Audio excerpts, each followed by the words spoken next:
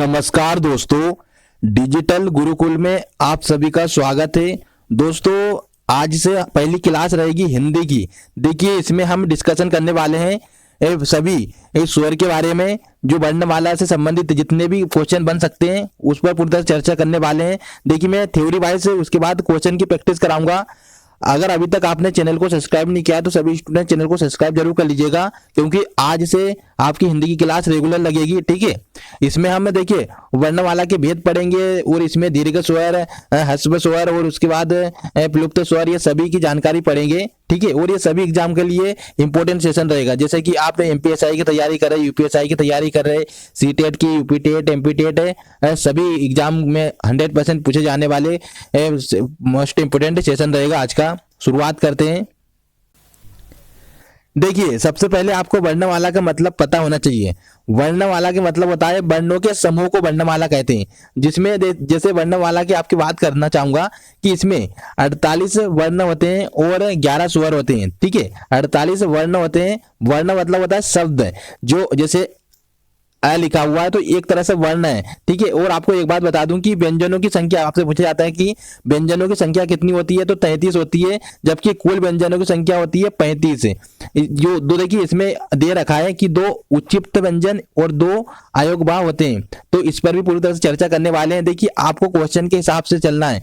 जैसे आपसे पूछा जाए कि व्यंजन कितने होते हैं तो 33 बोलना है, लेकिन अगर आपसे टोटल कुल पूछे जाए, जब आपसे कुल की बात करेंगे तो याद रखिए 35 होते हैं। स्वर में भी याद रखिएगा, स्वर अगर आपसे पूछे जाए तो 11, अगर टोटल कुल स्वर पूछे जाए तो 13। ये दोनों फैक्टर महत्वपूर्ण है, क्योंकि इसमें ही 100% स्टूडेंट कंफ्यूज होते हैं और आंसर 11 लगा देते हैं जब टोटल पूछा जाता है, तो इन पर ध्यान रखना है। ठीक है, आगे बढ़ते हैं। देखिए, वर्णमाला के 2 भागों में बांटा गया। वर्णमाला को सभी जानते हैं कि स्वर और व्यंजन।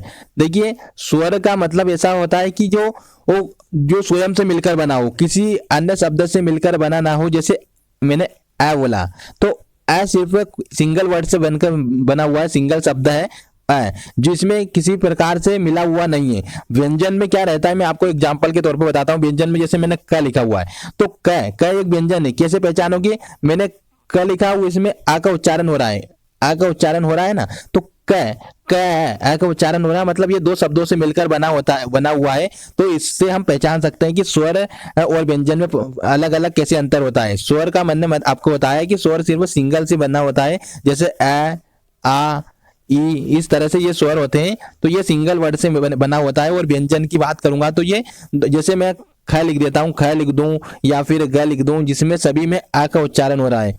किसका? आ का उच्चारण होता है। जैसे कि मैंने ई बोला, जैसे की बोला, कि मैंने बड़ी की बोला, तो इसमें से याद रखिएगा किसका उच्चारण हो रहा है? ई का उच्चारण हो रहा है। तो ये सभी का आपको ध्यान रखना है। पूछा जाता है एग्जाम में कि कौन सा स्वर है, कौन सा व्यंजन है, आपको शब्द दिया जाता है। ठीक है, आगे बढ़ते हैं। देखिए, स्वर के बारे में पढ़ेंगे तो स्वर की बात करूंगा तो देखिए 3 प्रकार के स्वर होते हैं। कौन कौन से? ह्रस्व स्वर, जिसको लघु स्वर भी कहा जाता है, दीर्घ स्वर और प्लुप्त स्वर। याद रखिएगा, तीनों मोस्ट इंपोर्टेंट क्वेश्चन है। स्वर के बारे में जानकारी पता होना जरूरी है। स्वर 3 प्रकार के होते हैं। क्वेश्चन पूछा जाता है कि स्वर कितने प्रकार के होते हैं, तो 3 प्रकार के होते हैं। लघु स्वर कौन से होते हैं, दीर्घ स्वर कौन से होते हैं, प्लुप्त स्वर कौन से होते हैं, इस पर चर्चा करते हैं हम। आगे बढ़ते हैं। देखिए, ह्रस्व स्वर या लघु स्वर, देखिए मैं आपको बताता हूं कि ऐसे स्वर जिनको बोलने में कम समय लगता है, जैसे बोलने में कम समय लगता है, उनको ह्रस्व स्वर कहते हैं। इनकी संख्या 4 होती है। ये मोस्ट इंपोर्टेंट क्वेश्चन है। ये एमपीएसआई में पूछा गया, यूपीएसआई में भी पूछा गया। आपसे पूछा जाता है कि ह्रस्व स्वरों की संख्या कितनी होती है, और ये भी पूछा जाता है कि कौन कौन से होते हैं। तो आपको मैं बताता हूँ, जिनको बोलने में कम समय लगता है, मतलब एक तरह से बोल सकते हैं कि जो आसानी से बोला जा सके। जैसे अ बोला मैंने, अ बोला, ई बोला, मतलब इसमें जो छोटे छोटे शब्द रहते हैं वो सभी लिख सकते हैं इसमें। जैसे आ हो गया, ई हो गया, छोटा ऊ हो गया और इसी हो गया। ये चारों याद रखिए, चारों मोस्ट इंपोर्टेंट क्वेश्चन है। आप बड़े वाले याद रखिएगा। बड़े में क्या कौन कौन से जाएंगे? दीर्घ की बात करेंगे तो दीर्घ स्वर ऐसे स्वर जिनको बोलने में अधिक समय लगता है। कैसे? जिनको बोलने में अधिक समय लगता है उनको दीर्घ स्वर कहते हैं। इनकी संख्या कितनी होती है? 7। ये याद रखना है। अगर आपसे पूछा जाए ह्रस्व स्वरों की संख्या कितनी होती है? 4 होती है। दीर्घ की बात करेंगे तो 7 होती है। देखिए कैसे पहचानोगे ह्रस्व स्वर? ह्रस्व स्वर का मतलब ये होता है कि छोटे वाले, छोटे जिसमें आ की मात्रा न लगे, न बड़ी की मात्रा लगे। तो कैसे? देखिए, आ हो गया, ठीक है। और आ तो मैं नहीं लिख सकता क्योंकि आ दीर्घ में जा, क्योंकि बड़ी की मात्रा लग गई इसमें, आ हो गया, ठीक है, ये हटा दिया। उसके बाद कौन सी बात करूंगा, ई छोटी की, बड़ी की नहीं लगाना, बड़ी की बिल्कुल नहीं लगाना, छोटी की, ठीक है, हो गया। फिर उसके बाद ऊ लगाना है, बड़ा का ऊ नहीं लगाना है, अगर आप बड़ा का ऊ लगा देंगे तो दीर्घ बन जाएगा। तो इस तरह से आप पहचान सकते हैं ह्रस्व स्वर को।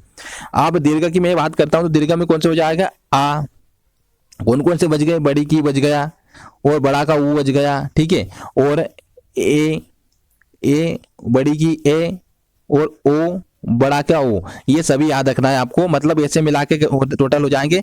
देखिए मात्रा वाले जितने भी शब्द है, मात्रा वाले याद रखिएगा वो कौन से शब्द होंगे, दीर्घ स्वर होंगे, ठीक है, ये मोस्ट इंपोर्टेंट है, दोनों को याद रखना है, ठीक है। आगे बढ़ते हैं हम। देखिए आपसे पूछा जाता है प्लुप्त स्वर कौन से होते हैं, प्लुप्त स्वर की बात करेंगे तो देखिए प्लुप्त स्वर में आपको याद रखना है अयोग भाग कौन कौन से होते हैं।